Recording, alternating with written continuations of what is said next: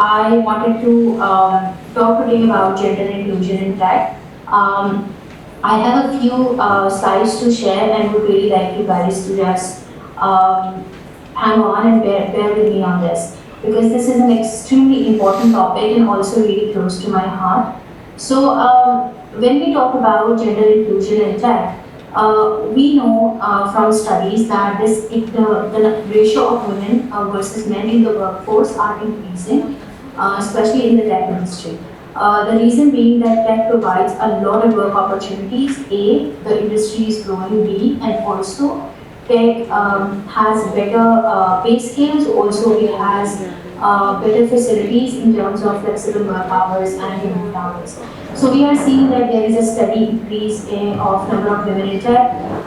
In 2019, there were 26% women in the tech industry.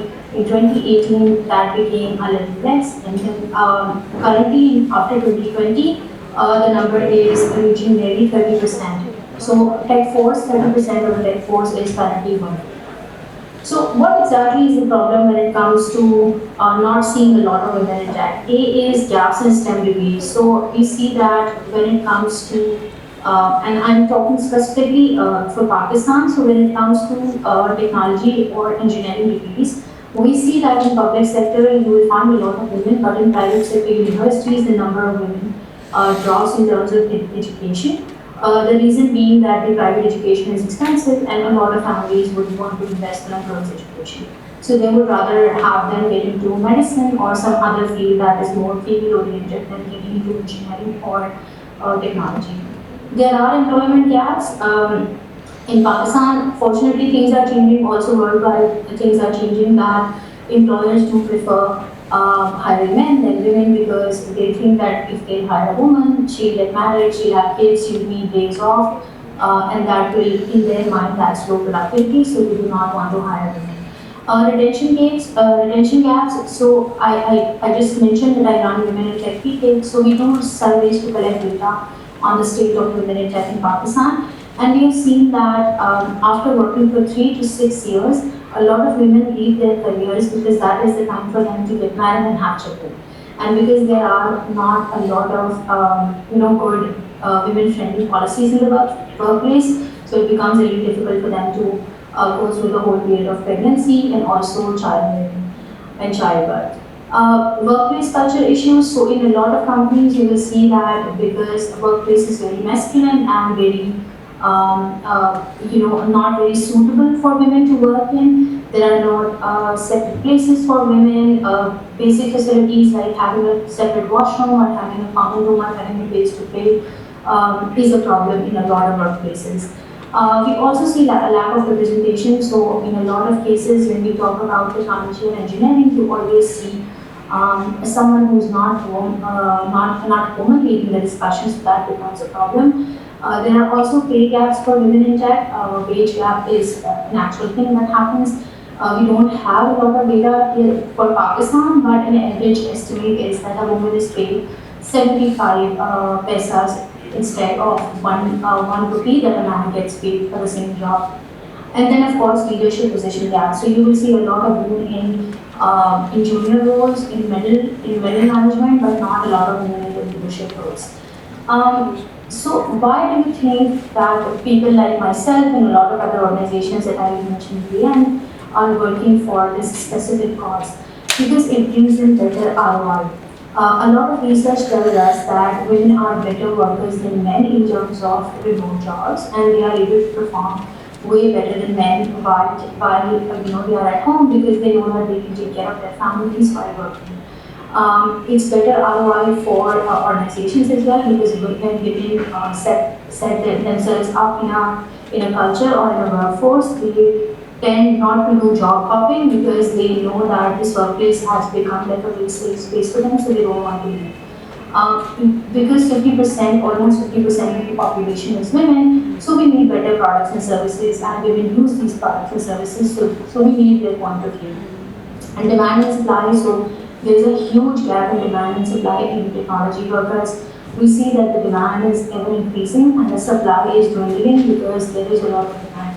That's why you will see there is a huge hike in pay scales for technology workers here in Pakistan and also worldwide. Of course, economic fairness, we need women to be included in in your country's economy. You want them to work in the formal sector, so they are banked, they have their own money, they have their own resources, and they can take care of themselves and their families better.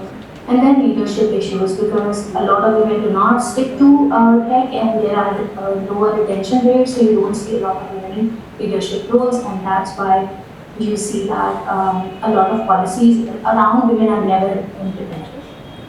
So, because I work specifically for local women in tech, these are the things that we hear from women when we talk about problems that they face. So, in a lot of cases, lack of family support is one of the issues that they face.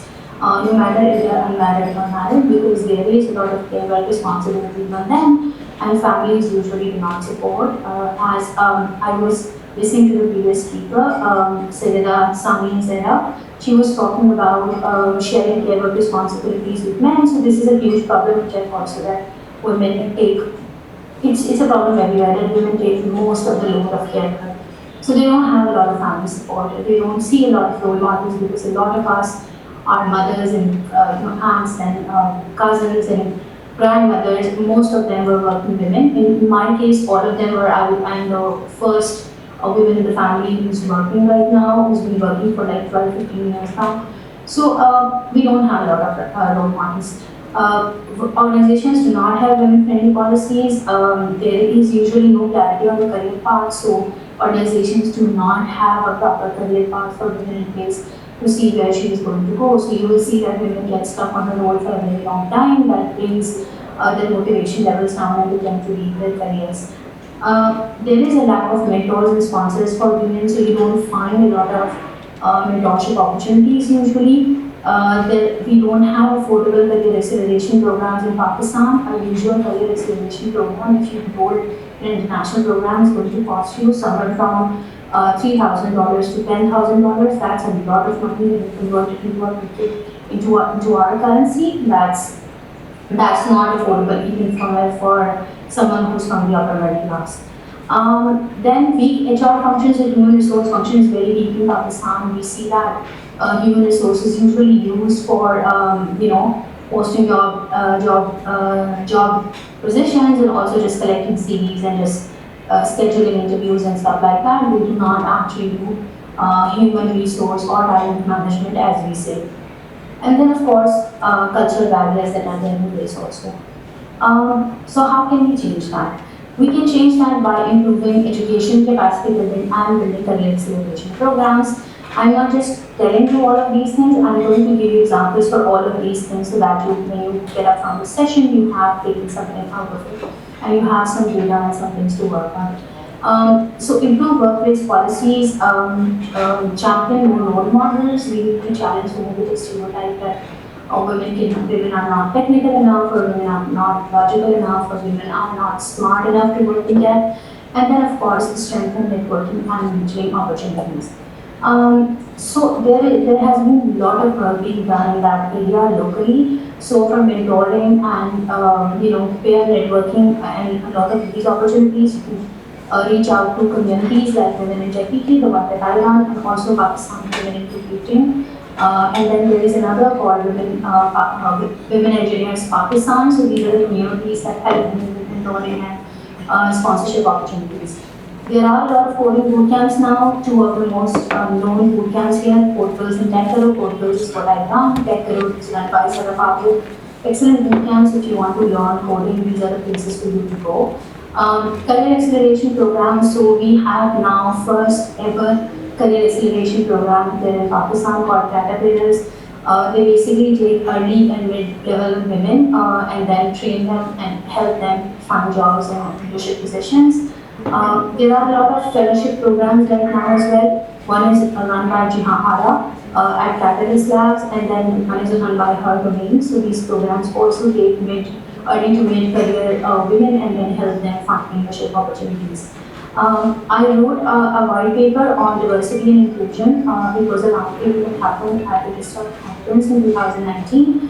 So this is basically a feel of the pulse of the industry, and then what women are thinking about diversity and inclusion, what are they thinking about the policies in the workplace. I'm going to send this presentation to you guys. It's linked here, so you can take a look at it. And then lastly, I recently wrote a framework for Pakistan's Hotel House Association to bring in more diversity and inclusion in their workplaces. So this framework has a lot of policies in it. This framework has a lot of best practices in it that we've taken from by interviewing nearly 100 diversity experts from all around the world. So these are a few resources that I want to leave you with. If you are not in tech, and even if you are in any of the other fields, these resources can really help you think about your own industry and also the work culture of your own organization. Thank you so much for giving me this opportunity. I'm happy to take any questions that you guys have, and you can definitely reach out if you need more information about any of the things that I've spoken about. Thank you so much.